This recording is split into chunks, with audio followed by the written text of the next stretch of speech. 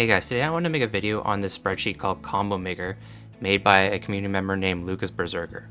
This is an amazing tool for many different reasons, but the main reason in my opinion is that it helps you plan out what skills and NFTs you can buy for your farm. This is a pretty underappreciated tool in my opinion because a lot of people don't even know about it, I don't think. And I'm going to show you how it works today. So the first thing you're going to do is you're going to come here and you're going to click File and make a copy. I'm going to include a link for this spreadsheet in the description below. So you're going to open it, you're going to make a copy, and you're going to be able to edit yourself. So you can see on the different tabs that there are different check marks for NFTs that you want to test out, skills you want to test out. The blue cells are editable, so you can edit those cells. And so I'm going to show you how it works. So one of the questions that a lot of people ask is, are cows profitable without any NFTs, so just with skills? So we can test that out. We can come over here to the animal tab. We can scroll down to the cows. And we can see here you're losing money at every level. Like you're losing a ton of flour at high levels and small amounts at low levels. So we could change that. We can come over here to the combo tab and we could turn on using OmniFeed instead of mixed grains. And you can see here already that's going to change this substantially. But then we could also turn on some skills. You can come over here to the skill tab and we could turn on efficient feeding and double bale and bale economy. And then we have to indicate that we have the bale. The bale is just a craftable item at the blacksmith, so that's not really an NFT, but there.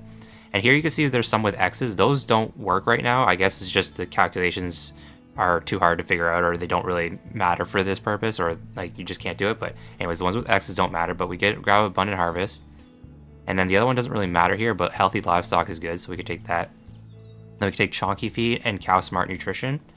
And we can come back over to the animal tab, and here you can see that the low levels of cows are profitable now. So from level 0 to 6 is profitable, and then the higher levels still aren't profitable, but it's closer. If you factor in the bounties, the coins you'll be making from bounties, then these numbers get a lot closer. That's one example. Another example was someone asked me about basic and medium crops versus advanced crops. So we can check that out too. You come here to the fruit tab, crops and fruit tab. And you can see here that by default, you make about 1 flower per day from carrots and about 0.3 flower a day from kale. So we could try and see how high we can get this carrots. So we can come over here and we can allocate some skills for medium crops. So reduce time for crops, medium crops, and then we need to take another one to get to the next tier. We'll take this. And then we can take Horror Mike. Once again, we need to indicate that we have Scary Mike. And then the other one doesn't really matter. And then we'll take Hector Farms.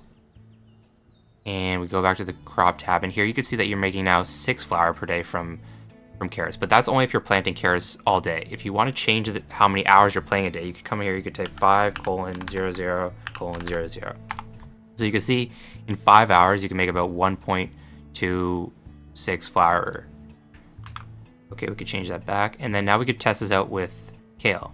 So kale dropped because we took Hector Farms, but we'll change that now. So we'll take Acre Farms instead. We'll take Old Farmer instead of Experienced Farmer. And we'll take Strong Roots instead of Horror Mike. And then we'll get rid of Hector Farms. Here you can see now that you're making about 2 flower per day on the kale. And then you'd be losing money on the carrots because you took the skill that reduces the amount of carrots you have. But anyways, that's just like an idea of how this works. You could test it with many different things. I'll go through the other tabs now to show you how they kind of work. So we've done this one. You could plug in skills here and plan things out. NFTs, same thing. You could plug in which NFTs you have.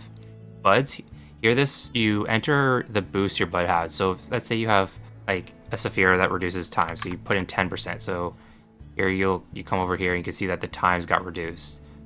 Or you enter the eggs and the other resources as well. Anyways, at the top of each page, there's kind of a description of how the page works. They're pretty good and straightforward, so that'll help a lot. On the combo tab, you can change how many coins for flour the ratio is. So the default is about 320, or the default is 320, but you can change that to whatever you want.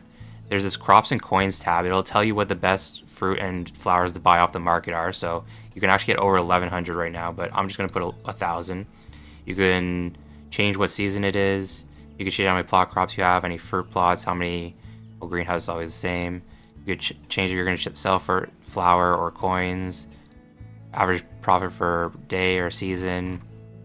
You can enter how many things you're planting, how many different mining and tree plots you have. You could change which size of gem pack you're buying here, how many numbers of chickens, what level they are. This tab we kind of already went through it. You could change how many hours of the day you're playing, what season. Then minerals, you could figure out what's the best way to mine your different resources. So you could say like it's usually better to be buying stone right now because stone is so cheap. So you can see the cost of stone pickaxe goes down when you say you're buying the stone rather than trying to farm it yourself.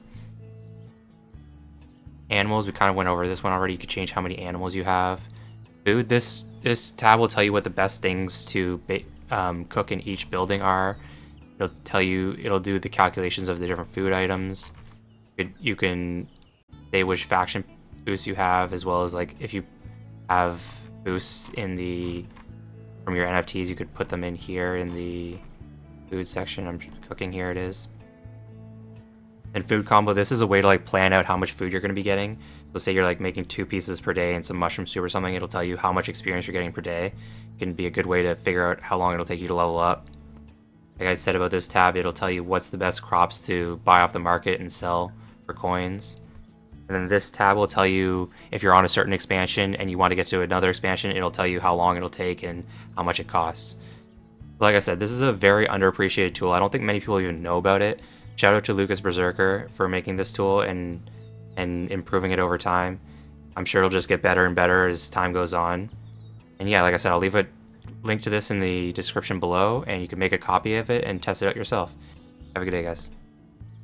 Please consider subscribing to the channel if you haven't yet. It would help me out a lot. If you have any questions, leave them in the comment section below. Have a good day, guys.